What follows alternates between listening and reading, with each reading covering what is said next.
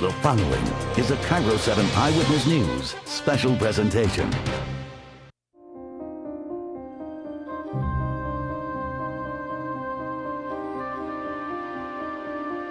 He is perhaps the most famous animal in the world.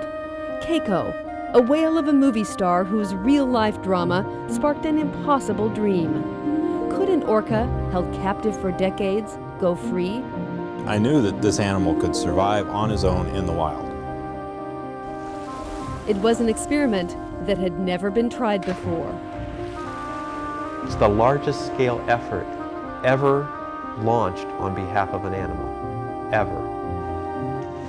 Meet the dedicated people who rescued Keiko from certain death in Mexico. Okay, watch him come up in a twirl. And the trainers in Oregon who restored his health. You'll hear stories never told before. Did he stress out so much upon landing that it just caused him to die? And learn about the bitter fight that nearly cost Keiko his freedom.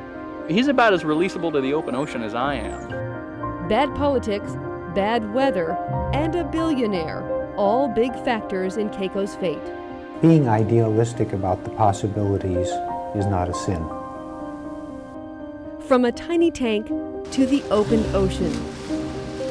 This is Keiko's Inside Story.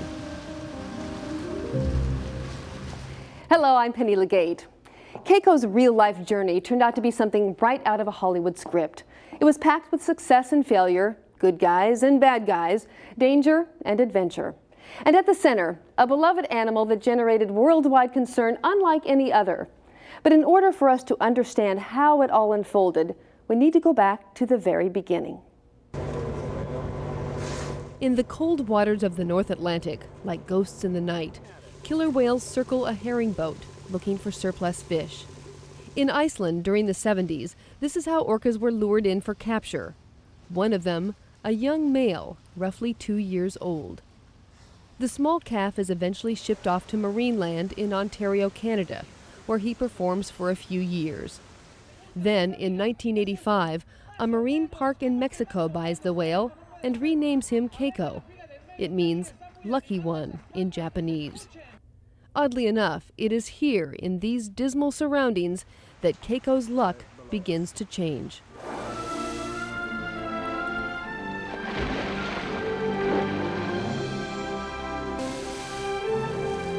In 1993, Warner Brothers releases a family film called Free Willy. It tells the story of a troubled boy who befriends a lonesome killer whale. I'm sure you miss your family too. And I hope you find him one day. The movie is shot at an aging amusement park in Mexico City called Reino Aventura. The star is Keiko. In the plot, the child sets his orca friend free.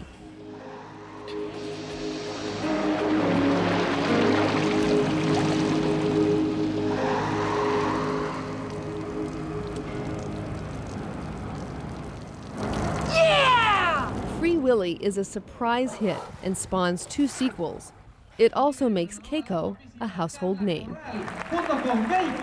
Word begins to spread, though, that the only whale set free is the mechanical one in the movie. Keiko remains captive, solitary and sick, in a cramped pool. But the film's producers find they cannot walk away from an animal that desperately needs help. So along with some friends, they begin exploring ways to rescue Keiko. The producers came to me, they said, "What would you do?" Ken Balcom, an orca researcher from Friday Harbor, Washington, is suddenly drawn into the cause. I felt just like the folks that made the movie. We can't just walk away from this. We got to do something. We got to get him out of here. Balcom and other scientists visit the whale. They are struck by Keiko's charisma and spirit, even though he's in terrible shape. I actually went to Mexico to look at him to see, if I could live up to this, and saw an animal that appeared to have a very strong will to live.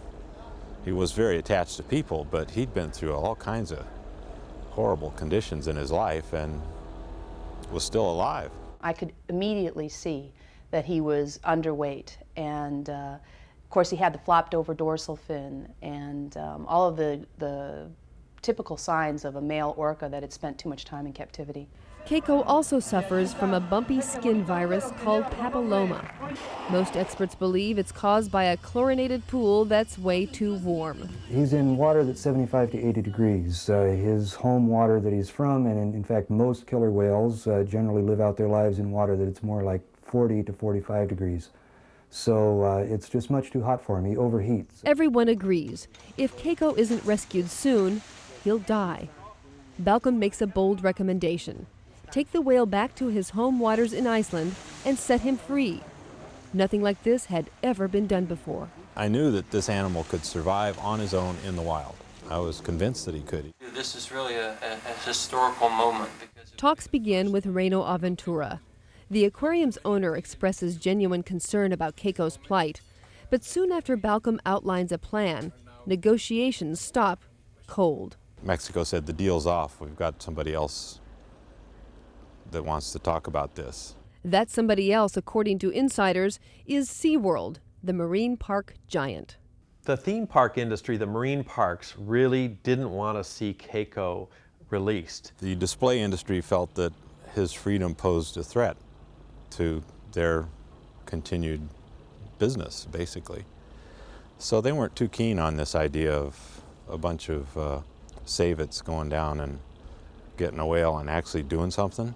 I mean, they knew we could do it, so they had to block that. Yet the marine parks won't take Keiko, fearing his skin disease could spread to their other whales. So now, the Balcom deal is dead, and Keiko has no place to go.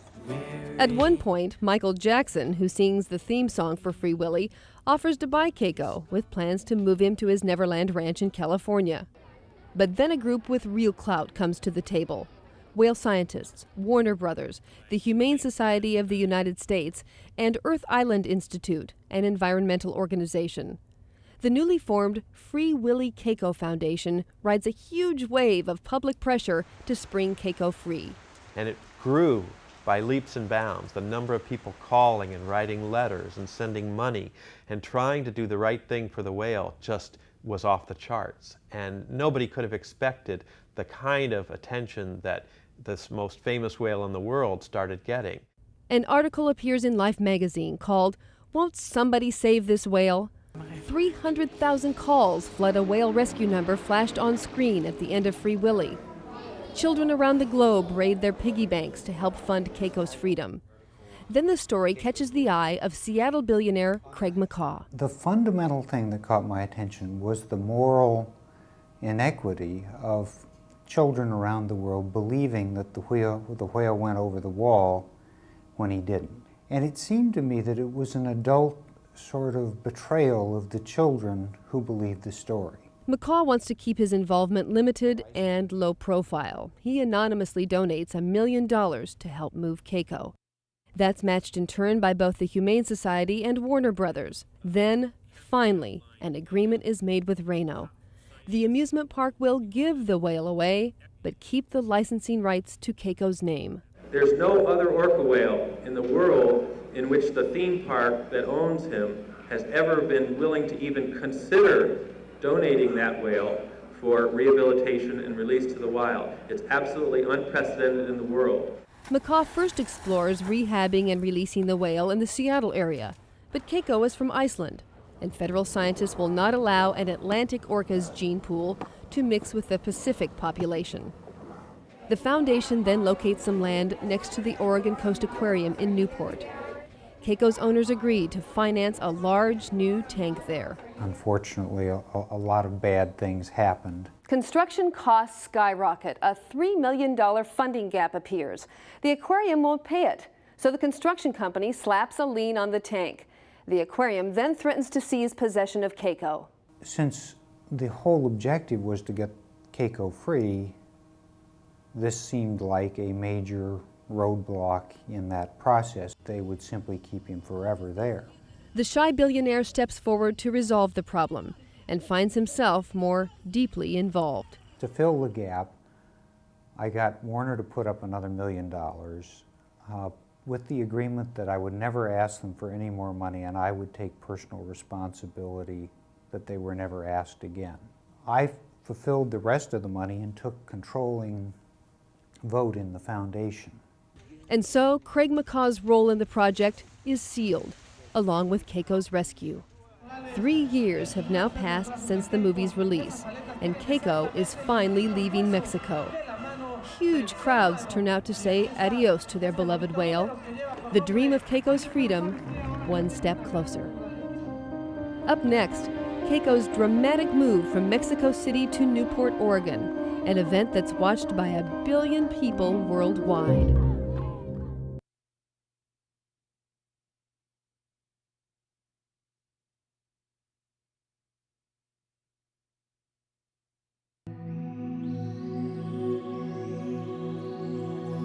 After languishing for years in a cramped tank in Mexico City, an underweight and unhealthy Keiko is finally heading off to a new country and a whole new life.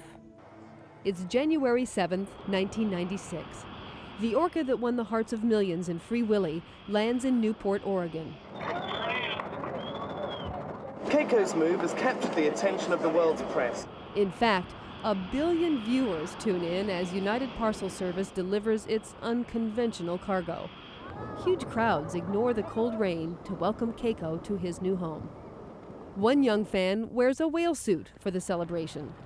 Marvin Howard is so inspired, he carves a Keiko out of cedar. When I seen the movie, I had to make myself one. It grows dark by the time a large crane lowers the whale over his pool. At one point, Keiko's patience seems sorely tested. In the water first, the trainers, who must make sure that Keiko doesn't get tangled in the lines. Then, the long journey ends.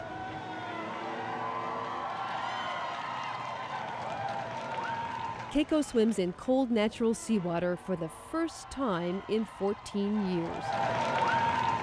The tank, 5 times the size of his pool in Mexico. There's a natural rock bottom and large observation windows. Oh, me. He can interact with the public or with people that he knows. He's just, I think, going to be able to have a lot more area to be involved with life itself. And I know him very well. Keiko's closest friends, his trainers from Mexico, are here to help with his transition. They agree he looks happy, but they're concerned about this plan to set him free. I know that his personality is like a human, so I guess he's kind of human, so I guess he doesn't belong anymore in the wild. Other Keiko fans, though, have high hopes. I really hope this rehabilitation thing works and they can let him go. He looks beautiful. Oh, I'm so glad he's going to get re-energized here. It was like winning the lottery. It was just absolutely a dream come true. Open that mouth again. Let's see what's going on in here. A few months after Keiko arrives in Newport, Stephen Clausen lands his dream job, whale trainer. When he first starts working with you, you think you're training him, but he is training you. And he would like you do a very clear hand signal for a certain behavior, and he would do every behavior he knew except that one. He wants to play. Push him, that's it, push him. Clausen and the other handlers spend hours in the water. All this fun, a workout for whale, body, and mind. What? During his downtime, Keiko often drops by the staff window. He might try to get attention or check out his toys, or sometimes catch a movie. Sheer calm has returned to this part of the jungle.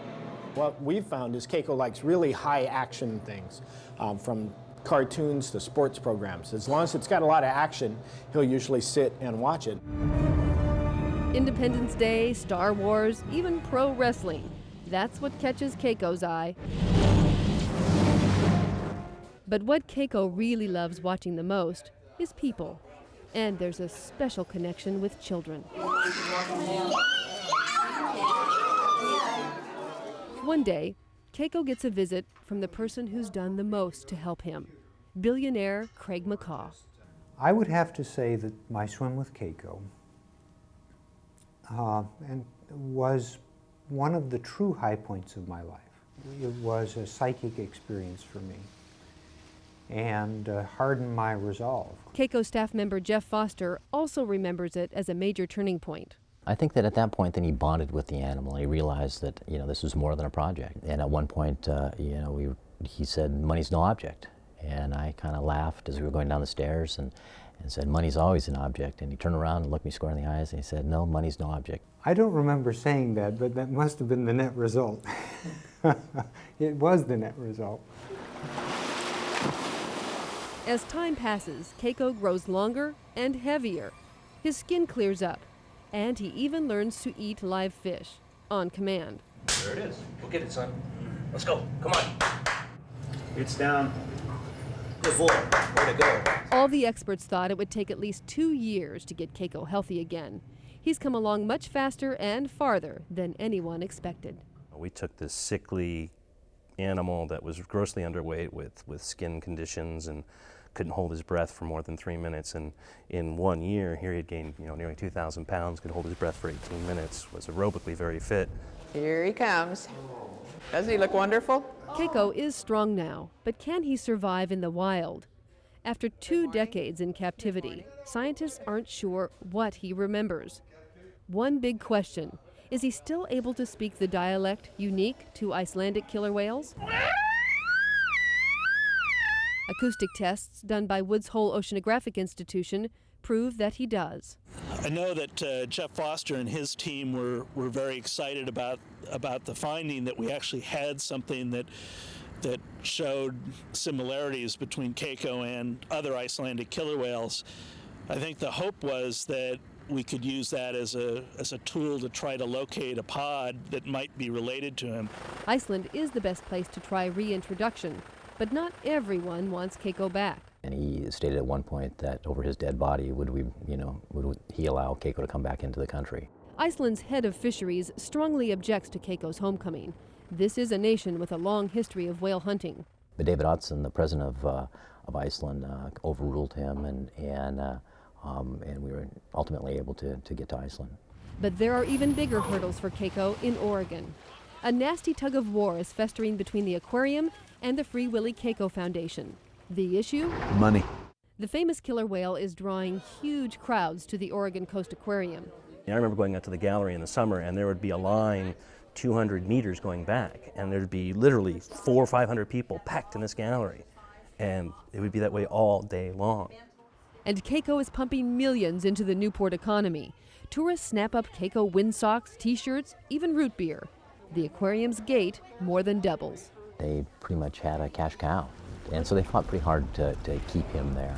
They locked us out at the back gate. They didn't take care of the water quality. I think what they were trying to do is they were trying to sabotage, the next step of the project. There was a lot of very high tension, bad politics going between, a lot of accusations being thrown around, a lot of unproven accusations on both sides. They were trying to create uncertainty and doubt about our capabilities and get the public behind the idea that Keiko is so fragile he shouldn't be moved. Trainer Mark Trim among those who felt Keiko shouldn't be moved, and he quits. He's about as releasable to the open ocean as I am. The feud rages on until a blue ribbon panel declares Keiko healthy. The whale is free to go. To soften the blow, Macaw offers to lease the $7 million tank back to the aquarium for $1 a year. Was it sort of like, let's cut our losses and get the heck out of here? Yes, it was. And so the stage is now set for Keiko's big move. No one's sure what lies ahead. But Bob Ratliff recalls this prediction made by the whale experts at SeaWorld. Next winter, it's going to be freezing cold in Iceland. The days are going to be very short, and Keiko's going to be in a near comatose state, logging on the surface, frostbitten, his dorsal fin covered with snow, and you're going to look like a complete goat for having done this, and you'll have done the wrong thing for Keiko, and he's going to die. Despite the many unknowns, Keiko's life is about to come full circle. But as he heads home, there are several near disasters along the way, and life in Iceland turns out to be a much bigger challenge than anyone expected. That's coming up next.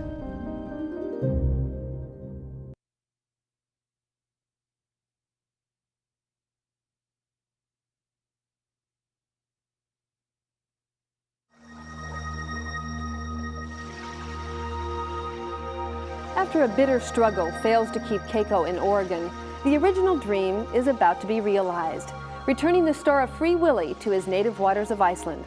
The date, September 9th, 1998. It's moving day in Newport, Oregon. The moment of that we've been waiting for so long is going to take place. Keiko is going home. Media interest spans the globe. It was kind of an out-of-body experience. I mean, here we had this huge platform with 400 reporters and cameras on it, all trained on us. With all these distractions, the trainers worry that Keiko may ignore their signal to swim into a smaller pool. The signal we use is arms across the chest and swinging your hand out to the left. It's the critical first step to his next big journey. It's just like any other day. It's no big deal, except tens of millions of people are watching you. So, make sure he goes in. So we're up there like, please go in. Clausen moves into place and gives the signal. Keiko trustingly obeys. I gotta tell you, I felt like an expectant mother. We were all kind of standing there and the baby came out. He went in. My first thought was, couldn't they close that gate faster? This stressful scene has to be familiar to Keiko. He's been through this several times before. But he stays calm, rising up and away from the Oregon Coast Aquarium, never to return. I mean, he looks so terrific. This is Wonderful, incredible. yeah, I didn't realize that. Yeah. Oh, we just saw Looks him like moments he's ago all in the relaxed, tank. yeah. We saw him when he arrived, and Yeah. now to see him leave, this is incredible. Wow. It's a very meaningful moment for so many. Wait till he comes by. That's going to be tough, Oh, gee, the tears will definitely shed. Yeah. Along Keiko's departure route, hundreds of fans gather to say goodbye. Sad to see him go. But it's good for Keiko. He's going home. Oh, I'm really grateful that he's going to go to Iceland where he belongs. And I hope that he'll meet his family, and I hope that he will meet a lovely, voluptuous, young female orca. At the airport, a rented Air Force C-17 is waiting. The Foundation's tab for Keiko's airfare and luggage? $360,000. But it's the only aircraft that can carry large loads, long distances, and land on short runways. This tank will weigh approximately 45,000 pounds. Our big concern, obviously, is the weight and balance on the airplane. And I think we've got it figured out. We're going to do a good job. Keiko 01 Heavy, change to departure. Have a good flight. The flight to Iceland is uneventful. 9 hours later, Operation Keiko Lift approaches the tiny island of Vestmannaeyjar. Then, a big scare that's never been reported until now.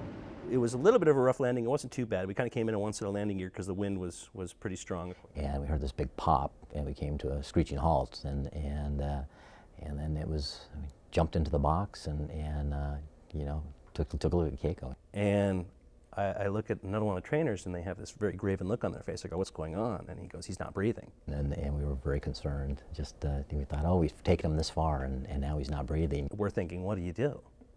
Did he stress out so much upon landing that it just caused him to die? Just basically, breathe. Come on, guy, breathe. Come on, Cake, breathe. He wasn't responding to our touch around the eye, and he wasn't responding to the touch when we tapped him on the blowhole. And finally, after 12 minutes, he takes a huge breath and then starts breathing. And we all just, oh my God, don't do that again. Keiko's staff is so concerned about the whale, they're totally unaware of another near disaster. Military investigators later reveal that a wheel strut broke during landing and could have caused the jet to cartwheel. We were told later that if we would have been over another 1.5 inches, that we would have rolled in, that we were very lucky. It would have been very easy for all on board to have been killed as a result of that. The homecoming is beamed live to more than 1 billion viewers around the world. On a perfect September morning, Keiko finally touches the waters he was taken from more than 20 years ago. And he took his first kick of the tail and did a lap around the enclosure. He didn't come up for breath, and then he came up to me, and I scratched him down, just reassuring him that that everything's okay. It was a very exciting time for all of us. And as he went into the water, he was different, completely different. I think the truly mystical moment was in the background, as I watched him go in, was the ship that had captured him initially 20 years earlier. By total happenstance, coming in to the harbor at that moment in time. And you kind of think, the world really is full of odd circumstances. And yet another irony, Jeff Foster, one of the lead staff members bringing Keiko home, may have helped capture him all those years ago. So I was involved in some of the early captures in Iceland and back in the 70s, so it goes a long ways back. Keiko's owners chose to locate in Vestmannaeyjar, believing it close to where he was caught. These stunning islands are just off Iceland's southwest coast. All the bird life, all the islands, it's beautiful. You can't find it anywhere else. And the day the scouting team visited here, the weather was gorgeous. Macaw decided, this is the place. But Iceland's Chamber of Commerce neglected to mention, it turns out the Vestmannaeyjar is about the windiest place in the world. Iceland's weather will turn out to be a big hindrance to all that must be accomplished here, and no one knows yet how Keiko will react to these extreme conditions. Still to come, a look at the challenges ahead, both environmental and financial. But of course, once we got to Iceland, it became incredibly expensive. And also ahead, a huge leap forward as Keiko swims in the open ocean for the first time since his capture. Find out what happens when he encounters wild whales next.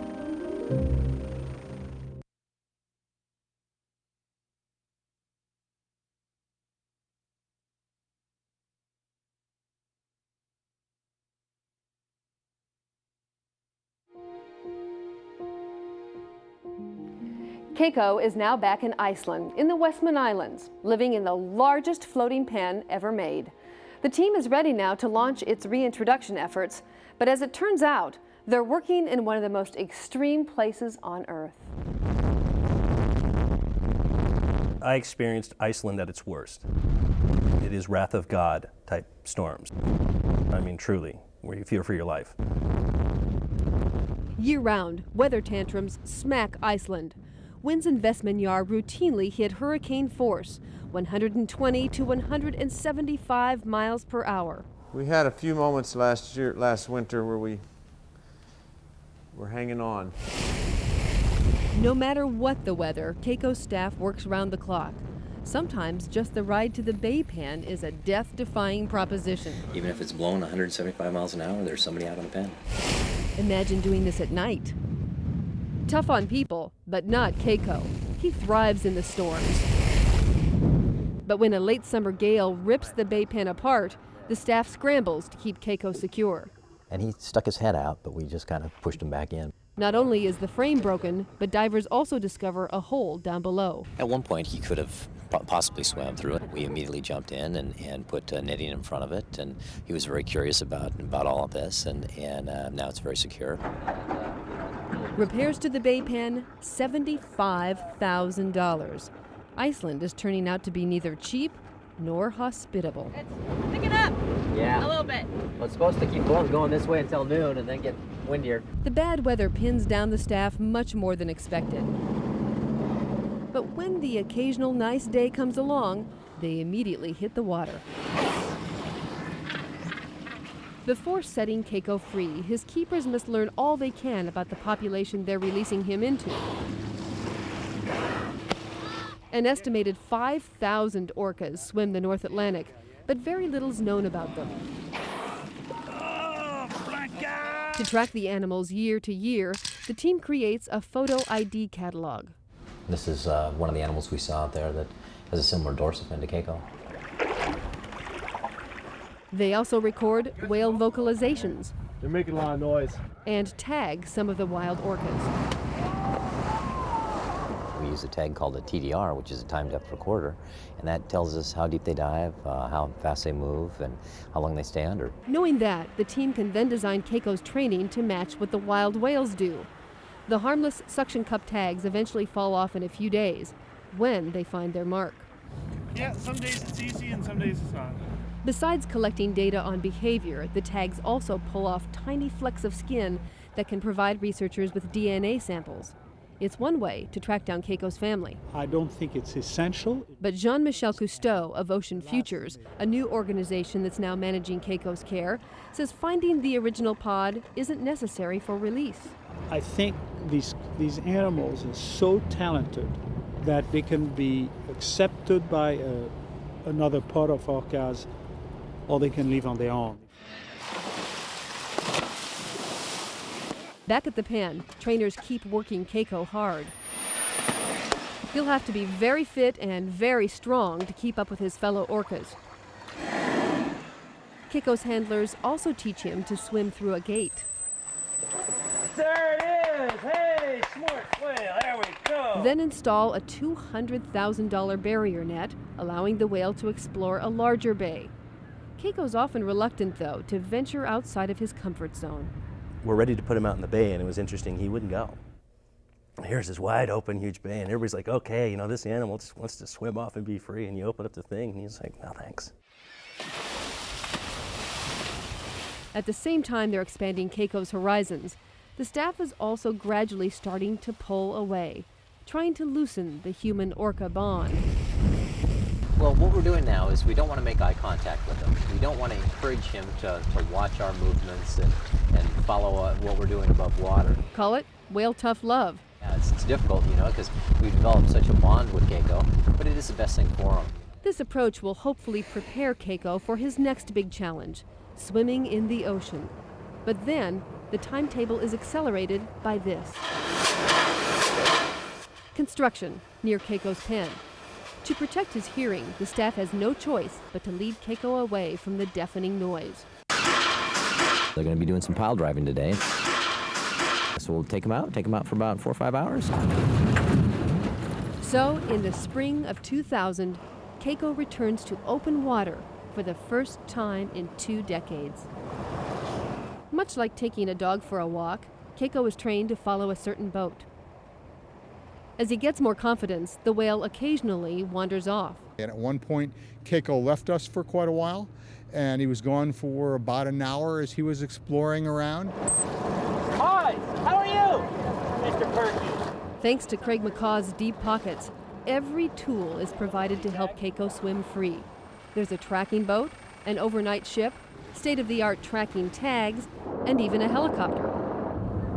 Expenses in Iceland are now running at about $300,000 a month. I always ask the question, did I know what I was getting into? Clearly I didn't. Let's do this! The walks expand from just a few hours to days at sea. No one's sure, though, exactly what's going to happen when Keiko first encounters wild whales. My gut feeling is he's going to respond very positively to him. Now at last, all the sacrifices of the past, the long hours, the moves from country to country, the kids' dreams, the political hurdles, culminate in one highly anticipated moment. Keiko is finally led to wild whales. He was very reluctant at first, which is understandable. And the first few interactions were very brief and very excited. You know, maybe 2 seconds of interaction to get up, and then all of a sudden, here's this strange whale, and there'll be this big frothing, and then boom, off in 2 different directions they go. Time and again, Keiko was brought out to mix with the wild orcas. We were kind of banking on the wild population and these animals being so social that hopefully he would learn from those animals, but he never did seem to pick up on that. Sometimes the killer whale pods would swim directly toward Keiko, but then sharply veer away. The staff says in these cases, Keiko would vocalize aggressively and scare them off. He never found a group of animals that he felt comfortable enough to stay with. When we left him one time, we removed the walkboat and let him just be out on his own, and we'd go out with the helicopter and track him and find him. I would see him hanging out with fishing buoys, and there's whales all over in the area, and he no interest. Yeah, I think he'd been in a captive situation and been dependent on people so long that this was foreign to him. And, you know, but you don't know until you try something like this. After 2 years of trying, Keiko does not swim away with wild whales. Craig McCaw, who has invested millions, feels it's time now for others to contribute. He makes a tough decision. We had borne the burden for so long, for so many people, and others were not stepping up, that unless I stepped away from this, that no one else would ever come up and support the process. I was pretty much of an opinion that I had done about 10 times what I had expected to do, and I shouldn't do more. And we also seem to see the writing on the wall that after 2 full seasons of going out again and again and again with hundreds of interactions, that he was making a conscious decision that either he could not or did not want to reintegrate with these animals. Now that the project's biggest financial supporter is pulling out, what's going to happen to Keiko? Coming up, new managers with limited resources take over in Iceland. And Keiko swims off across the North Atlantic all by himself.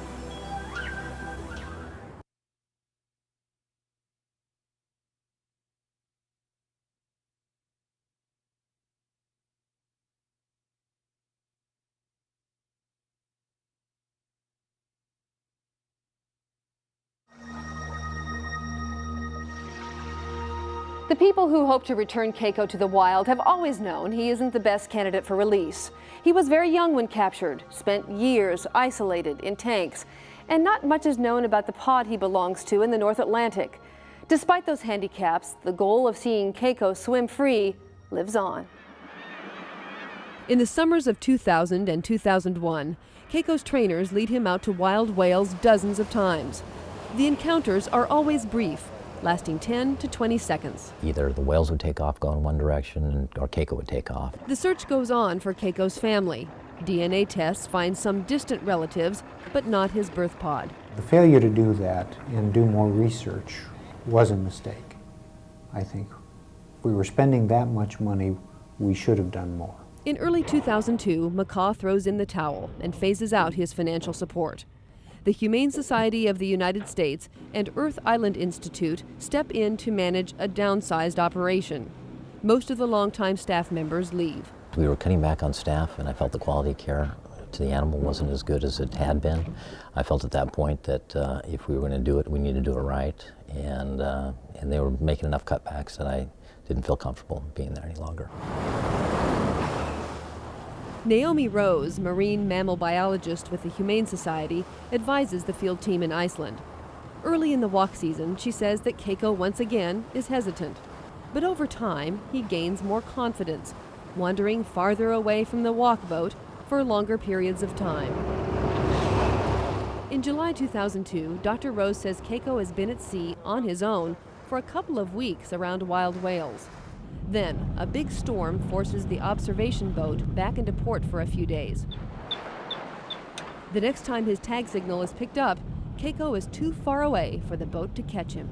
My feeling was always he's decided to try independence. And we had a lot of confidence, I had a lot of confidence personally, that he was managing. A few days later, Keiko is tracked heading farther out into the Atlantic. His location and behavior monitored on his satellite tag. He was diving in a way that was very similar to wild whales when they're foraging. But Keiko's former trainers worry that he still can't feed himself and could starve out there all alone. 8 of them sign a letter to the National Marine Fisheries Service. We were concerned about the staff tracking him, whether he was being able to feed himself, whether he was foraging or not, whether that could be backed up. Whether he was lost. He wasn't lost. He wasn't incapable of surviving in the wild. And we feel that this was actually a very heroic step forward. I think he was probably a little, I wouldn't say lost, because he never really took a wrong turn, but I think he was a little confused or surprised to find himself out there on his own. But he kept his head. You see him, where'd he go? But the people who handled Keiko for years say they watched him take off time and again, usually as a negative response to seeing other whales. They believe his big solo swim is just one more example of that. I think what he probably did is he did his bolt behavior and then got way out of acoustical range, way out of where he normally had been, and where were his friends? At one point, Keiko's signal is located by plane, beeping from an area where hundreds of dolphins are feeding. But he's not visually observed from the air. Keiko swims on, brushes past the Faroe Islands, then takes a sharp turn to the left, perhaps to follow mackerel, then continues east across the North Atlantic. And here, some photos of Keiko never seen before, taken by his staff as they intercept him at sea. They say he just cruises right past their boat and keeps going. 56 days after leaving Iceland's shores, Keiko arrives in Norway. And he is back once again with the ones he loves the most, children. I think it was just so classic that he went to Norway, a whaling nation, and helped at least some children there see something besides whale meat on the grocery store shelf. To some, scenes like these prove that Keiko will never be able to completely break his bond with humans. And after 3 years, he seemed to have made a very clear, conscious decision. I want to be with people. I was never certain he was ever going to break the bonds completely. That we were asking a lot of Keiko, and we always knew that he might end up in this semi-captive, semi-free situation, which in fact was where he was at in Norway.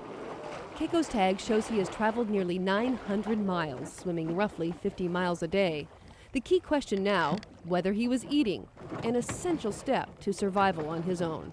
He looked good, he was robust, he was active and alert, and putting all of those things together, there is a circumstantial case that he was foraging. These animals can go extended periods of time without eating.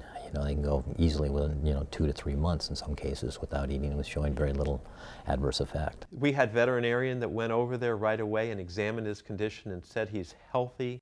An excerpt from a statement written by that vet, Dr. Lanny Cornell, says, "Based on my professional opinion, there is overwhelming and conclusive evidence that Keiko foraged successfully and was able to sustain himself in the wild during the summer of 2002. 6 well-known orca researchers agree. They say Keiko was probably foraging successfully during his journey, but they also admit there is no definitive proof." It's inconclusive at this point. Brad Hansen is the scientist who designed Keiko's tracking tags. He independently analyzes the data collected by the whale satellite tag. I would have expected if he had been foraging that he might have remained in some of the areas longer. His track was pretty linear. He was making good rates of speed per day. It just suggests that if he had found a good spot to forage that he would have perhaps stayed there for a while. From the very beginning, the promise was to take Keiko only as far as he wanted to go, that every step would be his choice. At this point, though, some believe that certain agendas are forcing those choices. I think that in certain circles, release at all costs was felt like that was very important. That was the goal, was to release this animal, that he'd be better off dead than fed. People get so overwhelmed by emotion that it went from a scientific project to see if this could be done to he has to be free at all costs. The social interaction that Keiko knew, and obviously, in my opinion, had chosen, was people and the interaction, and he should have been allowed that. We just wanted to show that putting a long-term captive killer whale, Orca, back into the wild was not a death sentence. Come spring, Keiko's handlers plan to continue walking him out to open water to mix with wild whales. Perhaps in Norway, there may finally be a connection. Keiko's final chapter when we come back.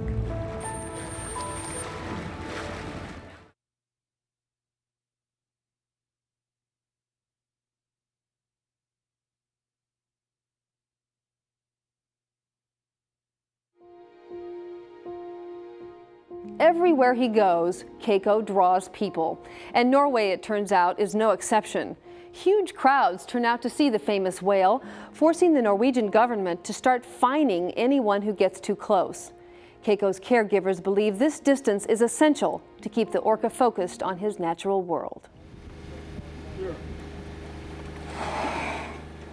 After his solo swim across the North Atlantic, Keiko's staff moves him to Norway's quiet Toknes Fjord. They want to position him away from people and near whales. They resume Keiko's walks. On one outing, he bloodies his forehead by crashing up through the ice. His vet says the injury isn't serious. When summer comes, the walk team starts looking for orcas, but there were never any wild whales in the fjord system that season. That summer, says marine mammal biologist Naomi Rose, the orcas stay way offshore, far from Keiko's base camp. Very little is actually known about the relationship between Norwegian and Icelandic killer whales, and there are some who doubt whether Keiko could ever fit in here. Did he have a shot at all in Norway? No, not even a little one. We knew that he spoke, Icelandic dialect with whales, and that when he went to Norway that he wouldn't understand that dialect. Did I really believe he would fully integrate? No. Did I think he'd probably end up being sort of in a semi-wild, semi-captive state for the rest of his life? Yeah, I was reaching that point. Were we getting to the point where we thought, well, this is about what it's going to be like for the rest of his life? Yes. Summer fades away without a single whale encounter. The long Norwegian winter sets in. Then one day in December, Keiko grows listless and refuses to eat. On December 12, 2003, news that reverberates around the world. Keiko is dead. This happened all very quickly, and yesterday he got very sick, if we can say it like that, and like in midday yesterday we kind of realized in what direction things were going. We always kept on listening to how he was breathing and things like that, and then we noticed that there was no breathing anymore. The veterinarians looked at his situation and determined, as best they could determine, that he died of pneumonia. Keiko, his carcass wrapped in a tarp and tied to a dock, dies at around age 27. He outlived all other captive male orcas by several years. It closed a chapter, and you couldn't help but be sad, but at the same time happy that he died free, and in a way so much happier than he started. Yet some feel that the continued push to set him free deprived Keiko of that human contact he sought time and again. I felt that he probably, in all likelihood, he died a lonely death. I'd like not to think about that, but I think there's that possibility. I know that the staff interacted with him some, but at a minimal amount, because they wanted to try to keep him from focusing on the people above water. I don't believe Keiko was lonely when he died. I don't think he was in any less contact with people than he had been in Iceland. He was in a place where he could come and go. He was free. To avoid a media circus, Keiko was buried at night in a field near the shore. The Humane Society is sharply criticized for deciding not to perform a necropsy. It's inexcusable and unacceptable. Keiko had a lot to teach us in life as well as in death. And I do regret the information that was lost. And I do think that in the end it would have been ugly and undignified. And so, although as a scientist I wish it had been done, I think what we did was dignified. Just as Keiko's saga began with children, so it ends. In an ancient Viking tribute, dozens of Norwegian school children place stones on his grave. Some feel compelled to leave very personal messages. And Keiko's fans also remember him at his former home, the Oregon Coast Aquarium. A candlelight memorial service in February is packed. And I heard that Keiko, he had pneumonia, and then he just fell on the bottom of the sea, so he died. So we just came to the sea. His funeral's today. Keiko may be gone, but the debate over his life lives on. Oh, it's a nice try. We might not get another chance, but if we do, let's do it better. Many criticize all the money that was spent on just one animal, somewhere around $20 million. It was not a success in the sense that for the amount of money we spent, that we should have done better. But I'll never regret the fact that we tried it. Being idealistic about the possibilities is not a sin. People loved Keiko. They wanted the best for him. So if people gave their money, if Craig McCaw gave all of that money because they had a personal connection with Keiko and loved him very much, what is wrong with that? Those involved, though, have always said this experiment was about more than just Keiko. The money invested helped expand knowledge about the North Atlantic orcas and create new technology to study wild whales. What I was working on for the tag development work, it was an unprecedented opportunity. He helped us move that science forward, and it was an extremely valuable contribution in that regard. He was such a high-profile ambassador for his species and for his kind and for his environment. But there are still those who call the effort a failure because Keiko never completely reintegrated with wild orcas. It was far from a failure. It was a huge success. But yes, Keiko was always between two worlds. He was between the world of going back and being with his own kind and the human world that he'd been with for more than 20 years. That was a struggle for him, and that was something that characterized his life. No one can dispute, however, that Keiko came so very far. He survived being snatched from his family, living alone in a cramped tank, illness, long transports, and learning the untamed ocean again. Every obstacle that we put in front of him, he always rose to that occasion and met it and always exceeded our expectations. And you know, he's just a marvelous animal with a wonderful personality and he's just always willing to please. We did the wrong thing when we captured Keiko way back in the 70s. We tried to do the right thing by returning him to his home. And I think that he is the poster child for what we shouldn't do and what we should try to do with nature. He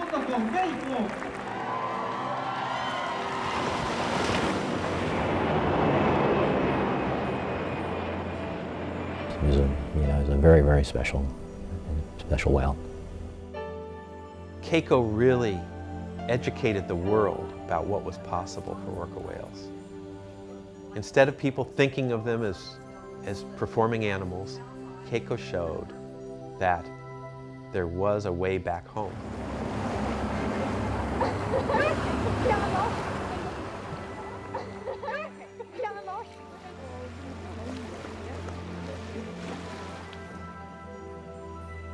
When drawing any conclusions about the Keiko project, we must remember this was just one whale, one test case.